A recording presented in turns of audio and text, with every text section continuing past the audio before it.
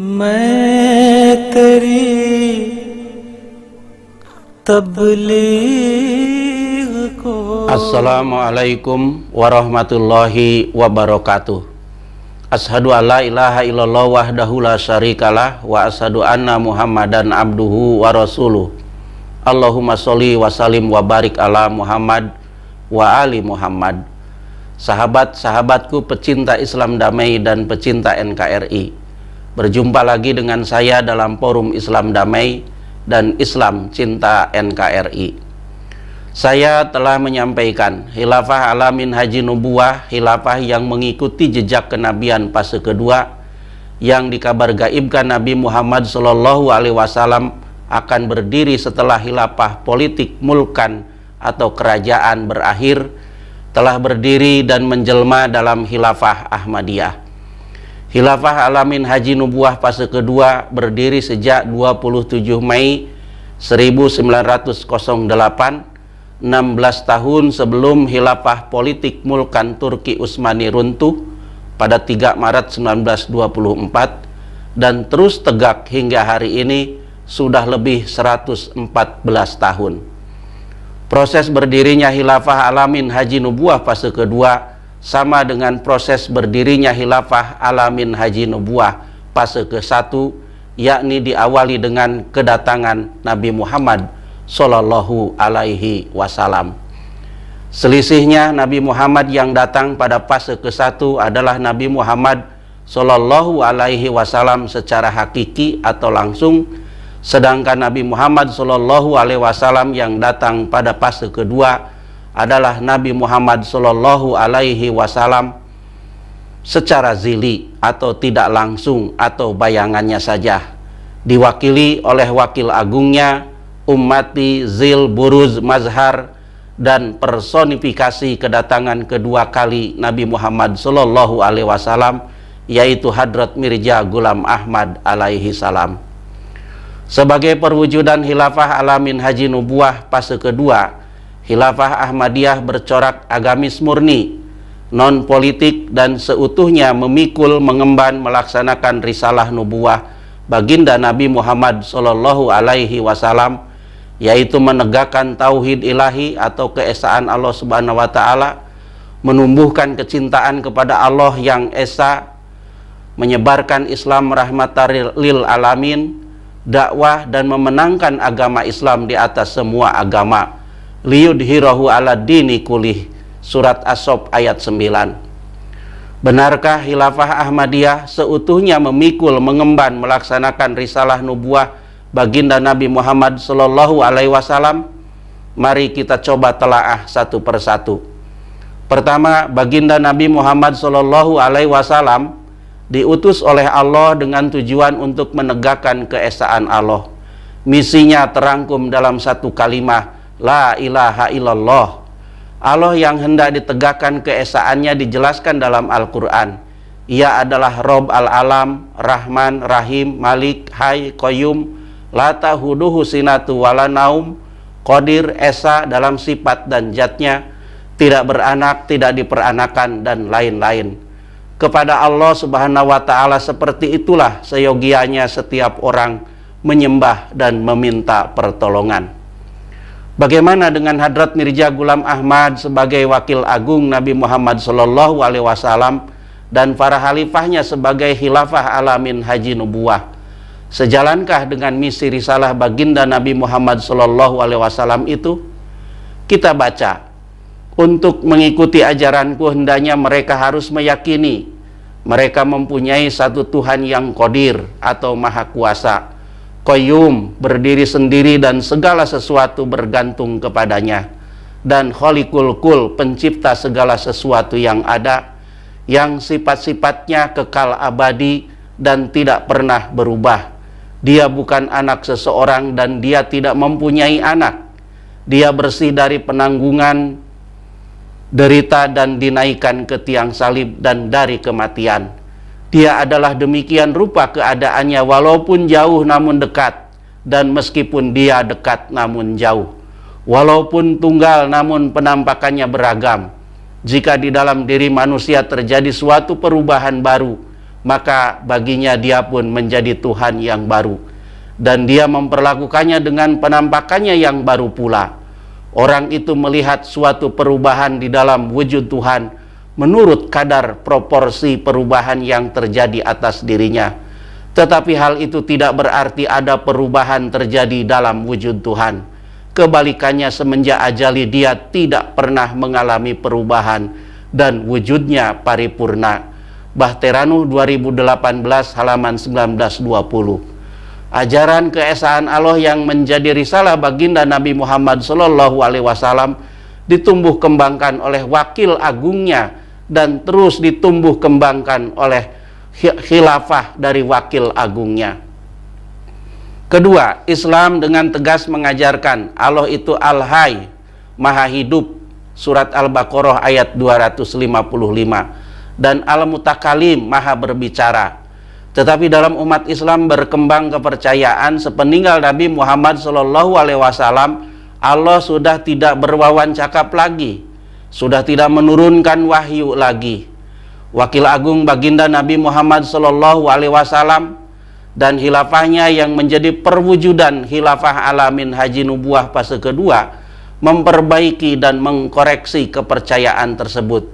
Allah Tuhan kita adalah Allah yang maha hidup. Dahulu hidup, sekarang hidup, dan akan tetap hidup. Dahulu bicara, sekarang bicara, dan akan tetap bicara sesuai dengan sifat al-mutakalimunnya. Dahulu bermukalamah muhotobah dengan hamba-hamba pilihannya. Sekarang bermukalamah muhotobah dan akan tetap terus bermukalamah muhotobah. Dahulu menyampaikan wahyu, sekarang menyampaikan wahyu, dan akan tetap terus menyampaikan wahyu. Memang benar, karena segala kebutuhan telah terpenuhi, maka syariat serta hukum-hukum peraturan telah berakhir, dan dengan sampainya segala kerasulan serta kenabian ke tapal batas terakhir yang terwujud dalam pribadi junjungan kita Muhammad Sallallahu Alaihi Wasallam, maka kerasulan serta kenabian itu sampailah sudah ke martabat yang sempurna. Tetapi sungguh tidak benar anggapan di masa lampau Tuhan suka bercakap-cakap, akan tetapi di waktu sekarang ini dia tidak lagi bercakap-cakap. Tuhan tidak pernah membatasi dirinya untuk bercakap-cakap dengan hamba-hambanya hanya sampai pada zaman tertentu. Tidak sak lagi, sekarang pun dia siap melimpahkan karunia dari sumber mata air ilham kepada para pencahari kebenaran, seperti halnya dahulu. Sekarang pintu karunia-Nya terbuka seperti halnya dahulu. Ketahuilah segala pintu dapat tertutup, tetapi pintu untuk datangnya Rohul Kudus itu tidak pernah tertutup. Kata sang Imam Zaman seperti dituturkan dalam bukunya Filsafat Ajaran Islam dan Bahteranuh. Ketiga, selain menegakkan keesaan Allah dan menumbuhkan keyakinan Allah maha hidup, maha berbicara dengan hamba-hambanya, Nabi Muhammad SAW juga diutus untuk menumbuhkan kecintaan kepada Allah yang dibuktikan dengan amal perbuatan, dengan tidak mempersekutukan Allah, dengan sholat, dengan puasa, dengan zakat, dengan haji, dan lain-lain, dan dengan penghidmatan atau pelayanan terhadap kemanusiaan. Dalam bahasa agama dikenal dengan istilah hakukullah dan hakukul ibad. Sebagai wakil agung Nabi Muhammad SAW, Hadrat Mirza Ghulam Ahmad dan khilafahnya sebagai perwujudan dari khilafah alamin haji nubuah fase kedua, tentu saja konsen dengan menumbuh kembangkan cinta kepada Allah yang dibuktikan dengan amal nyata itu. Untuk keperluan itu, setiap orang yang hendak mengikuti Hadrat Mirza Ghulam Ahmad dan khilafahnya, mereka diikat dengan ikatan baiat atau ikrar kesetiaan. Pertama, tidak akan mempersekutukan Allah hingga masuk ke liang kubur. Kedua, tidak akan bohong, zina, pandangan birahi terhadap bukan muhrim, fasik, kejahatan, aniaya, khianat, mengadakan huru-hara, memberontak, serta tidak akan dikalahkan oleh hawa nafsunya, walaupun bagaimana juga dorongan terhadapnya. Ketiga, senantiasa akan mendirikan sholat 5 waktu, ditambah sholat tahajud, menyampaikan pujian kepada Allah Subhanahu wa Ta'ala, dan sholawat kepada Rasulullah Shallallahu Alaihi Wasallam. Keempat, tidak akan mendatangkan kesusahan apapun terhadap makhluk Allah umumnya dan kaum muslimin khususnya. Kelima, akan tetap setia kepada Allah dalam segala keadaan, susah, senang, suka, duka, nikmat ataupun musibah. Keenam, akan berhenti dari adat yang buruk dan dari menuruti hawa nafsu, dan benar-benar akan menjunjung tinggi perintah Al-Quran suci. Ketujuh, akan meninggalkan takabur dan sombong, akan hidup dengan merendahkan diri, beradat lemah lembut, berbudi pekerti yang halus, dan sopan santun. Kedelapan, akan menghargai agama, kehormatan agama, dan mencintai Islam lebih daripada jiwanya, anak-anaknya, dan dari segala yang dicintainya. Kesembilan, akan menaruh belas kasih kepada makhluk Allah umumnya, dan sejauh mungkin akan mendatangkan faedah kepada umat manusia dengan kekuatan dan nikmat yang dianugerahkan Allah kepadanya. Kesepuluh, akan membangun hubungan persaudaraan dengan imam zaman dan khilafahnya dalam kondisi taat kepadanya dalam segala hal yang baik, dan akan berdiri di atas ikatan baiatnya hingga akhir hidupnya. Ikatan itu demikian rupa tingginya hingga tidak pernah ditemukan dalam ikatan duniawi lainnya. Inilah tugas pertama, kedua, dan ketiga yang telah dan sedang dan akan terus dilakukan Hadrat Mirza Ghulam Ahmad sebagai wakil agung Nabi Muhammad Sallallahu Alaihi Wasallam dan khilafahnya sebagai perwujudan dari khilafah ala minhaji nubuwah fase kedua.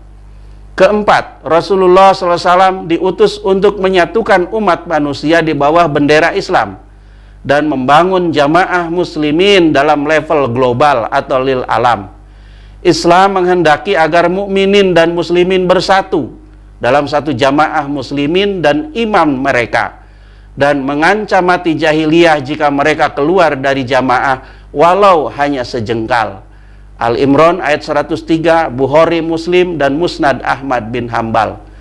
Menyadari kondisi muslimin saat ini ibarat puing-puing yang berserakan, maka sesuai dengan rekomendasi Al-Quran dan hadis tersebut, Hadrat Mirza Ghulam Ahmad sebagai wakil agung Nabi Muhammad SAW dan khilafahnya sebagai perwujudan dari khilafah ala minhaji nubuwah fase kedua telah, sedang, dan akan terus fokus dalam penyatuan mukminin dan muslimin. Gerakan penyatuan dilakukan bersifat global dan sesuai dengan metode Rasulullah SAW, yaitu baiat. Sayap penyatuan kini telah mengembang di 224 negara dengan populasi jumlah pengikut lebih 200 juta jiwa. Upaya ini akan terus fokus dilakukan sehingga di dunia ini kelak tercipta kembali satu Islam, satu jamaah, dan satu imamah, meskipun mukminin dan muslimin dipisahkan oleh suku, bangsa, bahasa, dan warna kulit, dan tercipta kembali ruhama'u bainahum, perdamaian dunia yang universal dan global. Kelima, Rasulullah Shallallahu Alaihi Wasallam diutus untuk menghidupkan sistem ekonomi Islam. Islam memiliki sistem ekonomi yang sesungguhnya lebih hebat dibanding dengan sistem ekonomi komunisme maupun kapitalisme. Ekonomi Islam didasarkan pada zakat at-Taubah ayat 60, infak Al-Baqarah ayat 119, 267, sedekah Al-Baqarah ayat 267, 273, dan Al-Wasiat ayat Al-Baqarah ayat 180, 181. Tetapi hampir pasti tidak ada negara Islam atau negara yang berpenduduk mayoritas Islam yang menggunakan sistem ekonomi Islam ini dalam kehidupan bermasyarakatnya atau negaranya. Mereka sepertinya lupa sehingga mereka lebih suka menggunakan sistem ekonomi kapitalisme daripada sistem agamanya sendiri. Wakil agung Nabi Muhammad Sallallahu Alaihi Wasallam Hadrat Mirza Ghulam Ahmad dan khilafahnya sejak berdirinya telah menghidupkan kembali sistem ekonomi Islam itu, mulai dari zakat, infak, sodakoh, hingga al-wasiat. Dengan sistem ekonomi Islam yang dibangunnya, tugas risalah an-nubuwah dakwah ke seluruh penjuru dunia dengan target liyudhirahu ala dini kulihi dapat dilaksanakan, dan bahkan mereka kini sedang bersiap-siap menggantikan sistem ekonomi kapitalisme yang telah lama menyengsarakan masyarakat dunia di banyak negara dan sedang bergerak menuju kehancurannya itu. Keenam, Rasulullah SAW diutus kepada bangsa yang buta huruf atau umi, supaya bisa membaca dan menulis, supaya masyarakat tuna ilmu menjadi masyarakat yang berilmu pengetahuan luas. Islam adalah sumber ilmu dunia. Bahwa Islam sebagai sumber ilmu dunia telah terbukti dengan penguasaan ilmu pengetahuan di masa kejayaan Islam, masa permulaan. Tetapi kini umat Islam tak hanya papa, tapi juga tuna ilmu pengetahuan.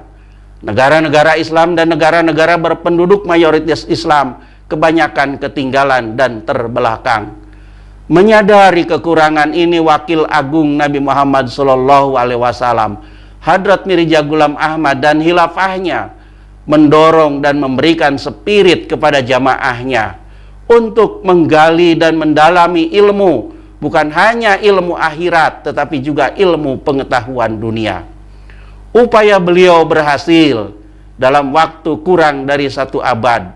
Wakil Agung Nabi Muhammad SAW, Hadrat Mirza Ghulam Ahmad dan khilafahnya telah melahirkan ilmuwan kenamaan sekaliber Profesor Dr. Abdus Salam, ilmuwan muslim pertama di dunia yang mendapat penghargaan Nobel bidang fisika teori tahun 1979, dan Sir Muhammad Jafrullah Khan, Menteri Luar Negeri pertama Pakistan, Presiden Majelis Umum PBB pada 1961-63, pakar hukum internasional, dan pernah menjadi Ketua Mahkamah Internasional pada 1970-1973, berkedudukan di Den Haag, Belanda. 6 hal di atas hanyalah sekedar gambaran makro.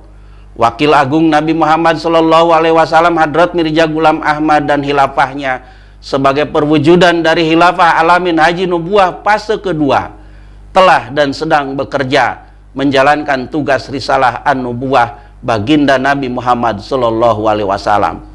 Banyak hal lainnya yang juga menjadi target, seperti menyempurnakan kabar gaib Nabi Muhammad SAW, matahari rohani atau Islam terbit dari belahan bumi sebelah barat, memindahkan patokan waktu dunia GMT dari kota London ke kota Mekah sebagai Ummul Qura, mengganti sistem penanggalan Masehi yang susunan bulannya salah. Desember asal kata desem atau dasa 10 ditaruh di bulan 12. November asal kata nopem atau napa 9 ditaruh di bulan 11. Oktober asal kata okto atau oktab 8 ditaruh di bulan 10. September asal kata septem atau sabta 7 ditaruh di bulan 9. Dengan sistem penanggalan Islam Hijriyah Samsiyah. Kalender Islam Hijriyah Samsiyah yang diproyeksikan menggantikan kalender Masehi yang susunan bulannya salah telah dibuat oleh Hadrat Mirza Bashiruddin Mahmud Ahmad, khilafah kedua dari khilafah Alamin Haji Nubuwah fase kedua. Nama-nama bulan Hijriyah Samsiyah dan persamaannya dengan nama-nama bulan Masehi. Sulah sama dengan Januari, Tabligh Februari, Aman Maret, Syahadat April, Hijrah Mei, Ihsan Juni, Wafa Juli, Zuhur Agustus, Tabuk September, Iko Oktober, Nubuwah November, dan Fathah Desember. Nama-nama bulan ini diambil dari peristiwa-peristiwa yang terjadi di masa Rasulullah Shallallahu Alaihi Wasallam. Terakhir, menjadikan hari Jumat sebagai hari libur dan lain-lain, sehingga kelak Islam dapat mempengaruhi semua sistem kehidupan, mewujudkan tatanan dunia baru, menciptakan langit baru dan bumi baru. Ibarat penyulam, khilafah Alamin Haji Nubuwah fase kedua atau khilafah Ahmadiyah, sekarang ia sedang bekerja merajut benang-benang kejayaan Islam di atas puing-puing reruntuhan perpecahan umat Islam. Berdirinya Khilafah Alamin Haji Nubuwah fase kedua di dalam Jemaat Ahmadiyah telah menjawab harapan dan cita-cita umat Islam masa lalu, kini maupun di masa depan. Islam menghendaki agar mukminin dan muslimin taat kepada Allah, taat kepada Rasul, dan taat kepada ulil amri. Islam menghendaki agar mukminin dan muslimin tidak berkhianat kepada Allah dan Rasulnya, dan tidak berkhianat kepada amanah-amanah yang ada pada mereka. Mukminin dan muslimin adalah amin, pengemban amanat, dan bukan malik, pemilik, penguasa, karena tiada malik kecuali Allah. Ciri-ciri mukminin, muslimin, muttaqin sejati ialah mereka yang menjaga amanah-amanah yang dipikulkan kepada mereka. Wallazina hum li amanatihim wa ahdihim ra'un. Surat Al-Mu'minun ayat 8. Oleh karena itu, saudara-saudaraku sekalian, selayaknya setiap mukminin, muslimin, muttaqin yang belum mengimani dan mengikuti Khilafah Alamin Haji Nubuwah fase kedua segera menyatakan labbaik dan segera menyatakan ikrar baiat, ikrar kesetiaan kepada Khilafah Alamin Haji Nubuwah fase kedua yang saat ini sedang berjalan. Sebab jika tidak, ia tidak saja akan termasuk orang-orang yang mengkhianati amanah, tetapi juga ia akan termasuk orang-orang yang, kata Allah di dalam Al-Quran, sebagai fasik atau pemberontak. Wa man kafara ba'za zalika faulaika humul fasikun. Dan barang siapa yang ingkar sesudah itu, sesudah khilafah itu ditegakkan, maka mereka itulah orang-orang fasik. An-Nur ayat 55. Sebuah posisi dan kedudukan rohani yang tentu saja tidak dikehendaki oleh siapapun. Hadanallahu wa iyyakum azmain. Wassalamu ala manittaba'al huda. Wassalamu alaikum warahmatullahi wabarakatuh. हम नशी तुझको है एक पुर मंजिल की तलाश, मुझको एक आतिश फिशा पुरवल वला दिल की तलाश, मुझको एक आतिश फिशा पुरवल वला दिल की तलाश।